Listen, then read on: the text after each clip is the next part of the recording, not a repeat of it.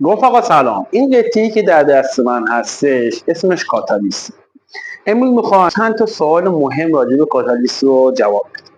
اول اینکه چرا کاتالیست وجود داره، کارکرد اون چیه، ساختارش چیه و چگونه بفهمیم که کاتالیستمون خراب شده.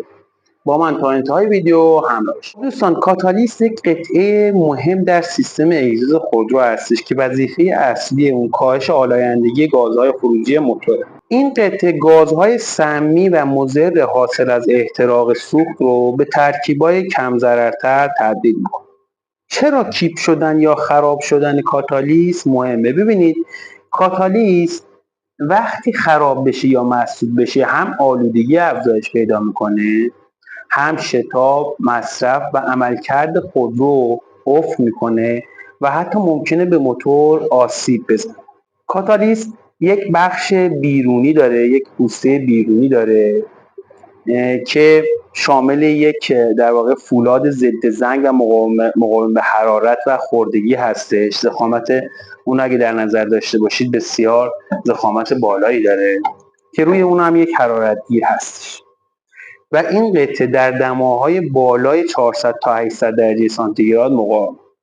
یک بخش سرامیکی هستش که درون پوسته قرار داره و دارای ساختار شبکه‌ای یا لانه زنبوری. این شبکه ریز باعث افزایش سطح تماس گازها با مواد کاتالیزوری میشه و بخش دیگه اون پوشش کاتالیزوری هستش که روی بستر سرامیکی یک لایه نازک به نام واشکوت اعمال میشه که سطح تماس رو افزایش میکنه. روی این واشکوت فلزات گرانبهایی مثل پلاتین، پالادیوم، رودیوم پاشیده میشه. اینها مواد فعال کاتالیزوری هستن. خب ببینید، برای احتراق داخل موتور ما به هوا، سوخت و جرقه نیاز داریم. بهترین احتراق موتور سوخت و اکسیژن هستش، یعنی O2 و HC که همون سوختمون هستش با اکسیژن. خب این بهترین احتراق در موتور صورت میگیره. بعد از این واکنش شیمیایی در دودهای خروجی آب، H2O و دیوکسید کربن تولید میشه. این در حالت درست و بهترین حالت در حالت تئوری است، ولی در واقعیت نیتروژن هم داخل هوا وجود داره. یعنی اکسیژن به همراه نیتروژن وارد محفظه احتراق میشه که احتراق به این صورت میشه، یعنی O2 به اضافه N2 به اضافه سوخت. خب این احتراقیه که در موتور در واقعیت رخ میده. بعد از این واکنش شیمیایی بین این سه عنصر در دودهای خروجی از اگزوز چه موادی به وجود میاد؟ یکی دیوکسید کربن به وجود میاد، CO2. خب یکی CO یا مونوکسید کربن به وجود میاد و همچنین اکسید نیتروژن NOx، یعنی تعدادی از مولکول‌های اکسیژن با نیتروژن ترکیب میشن و آب H2O و اکسیژن و هیدروکربن. در بین این عناصر CO، NOx و HC، این سه تا عنصر برای انسان و محیط زیست خطرناک و سمی هستش که وظیفه کاتالیست اینه که جلوی خروج این گازها رو بگیره و به گازهای بی خطر تبدیل کنه. بعد از ورود این گازهای خطرناک به کاتالیست چه اتفاقی میفته؟ خب دو تا از مولکول های اکسید نیتروژن، دو تا NOx، خب تبدیل میشه به تعدادی مولکول اکسیژن به علاوه نیتروژن. خب همچنین گاز خطرناک مونوکسید یعنی CO، دو تا از این مولکول ها با اکسیژن ترکیب میشه و به دو تا CO2، دو تا مولکول دیوکسید کربن که بی خطر هستش، تبدیل میشه. همچنین HC هم تبدیل میشه به در واکنش با اکسیژن تبدیل میشه به دیوکسید کربن و آب.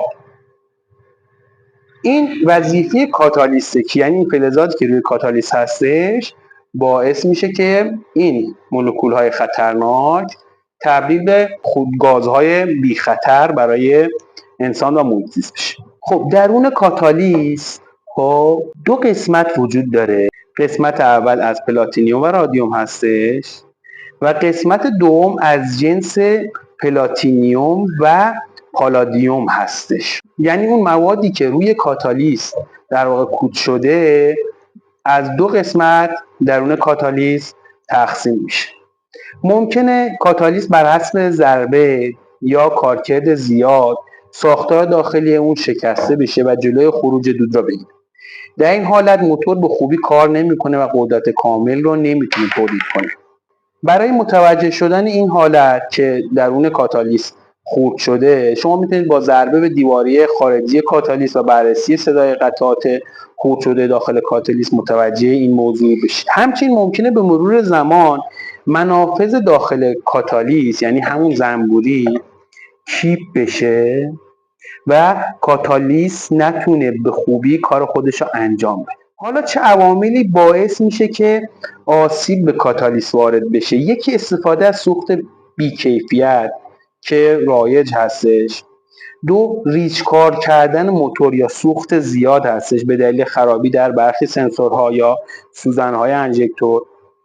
نشتی روغن یا ضد یخ به داخل اگزوز هم باعث خرابی کاتالیست میشه. همچنین مورد چهارمی که باعث آسیب به کاتالیست میشه خرابی شمع‌ها و کوئل هستش یا همون احتراق ناقص و ورود سوخت نسوخته به کاتالیست هستش. حالا چه عواملی ما رو متوجه میکنه که کاتالیست خراب شده؟ ببین همونطور که گفتیم کاتالیست اگه خراب یا مسدود بشه هم آلودگی افزایش پیدا میکنه، هم شتاب مصرف و عملکرد خود رو به شدت افت میکنه و همین که ممکنه به موتور آسیب بزنه. علائم رایج اون چیه؟ ببینید اولین علامت اون افت شدید شتاب و کشش ماشین هستش. کاتالیست گرفته مثل یک سد در مسیر خروج دود عمل میکنه. اگر خودرو تو سربالایی زور نداره، شتاب اولیه اون کمه یا تو دنده های بالا کمجون شده ممکنه علتش گرفتگی کاتالیست باشه. همچنین یک علامت دیگه‌ای که وجود داره داغ شدن غیرعادی موتوره. وقتی دود موتور نمیتونه راحت خارج بشه گرما توی موتور حبس میشه و در اون صورت شما میبینید که فنها زود به زود روشن میشه، آمپر آب بالا میره و یا حتی خودرو جوش میاره.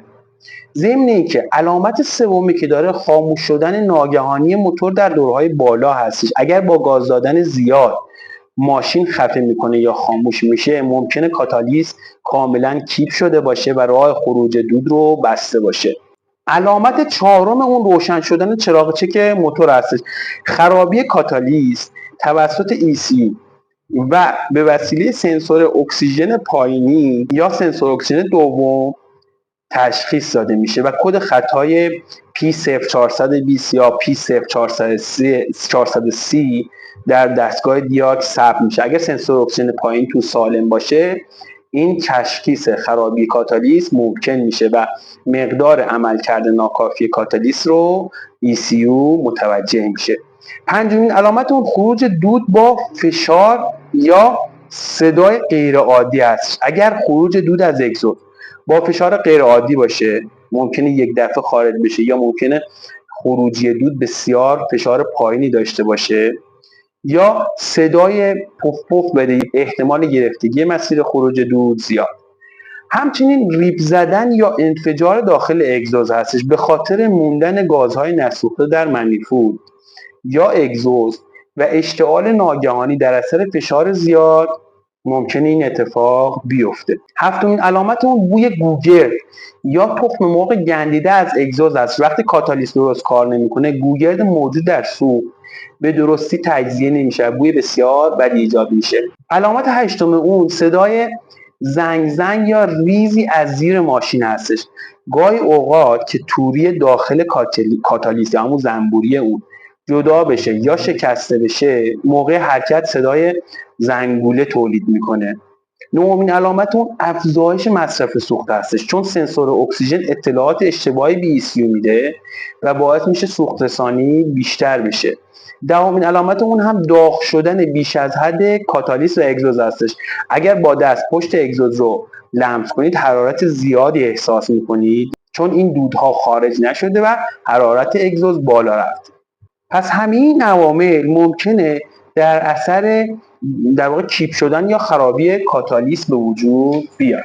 ضمن اینکه با بررسی پارامتر سنسور اکسیژن دوم، اگر پارامتر سنسور اکسیژن دوم و پارامتر سنسور اکسیژن اول مشابه بود و تغییرات اون مشابه با سنسور اکسیژن اول بود، نشون میده که عمر کاتالیست تموم شد. در این صورت متوجه باشید که یا عمر کاتالیست تموم شده و یا کاتالیست خالی هستش و در واقع کاتالیست رو خالی کردن. اگر عمر کاتالیست تموم بشه خاصیت تبدیل عناصر خطرناک به عناصر بی خطر رو نداره و اگر هم کاتالیست خالی شده باشه که پارامتر هم همون پارامتر سنسور اکسیژن اول رو نشون میده.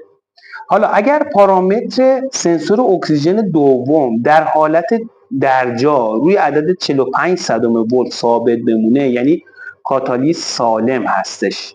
کاتالیست در دمای بالا عملکرد درستری داره و معمولاً بالای 30 درجه کاتالیست عملکرد بهتری داره و آلایندگی موتور رو به حداقل میرسونه. دوستان این هم از بررسی کامل کاتالیست. امیدوارم که اگر سوالی در این زمینه داشتید بهش پاسخ داده باشیم و اگر این ویدیو براتون مفید بوده لایک کنید. اگر مشکلی در این زمینه دارید حتما برای من کامنت کنید. تجربی اگه دارید با ما و دوستان به اشتراک بذارید. موفق و مؤید و پیروز باشید.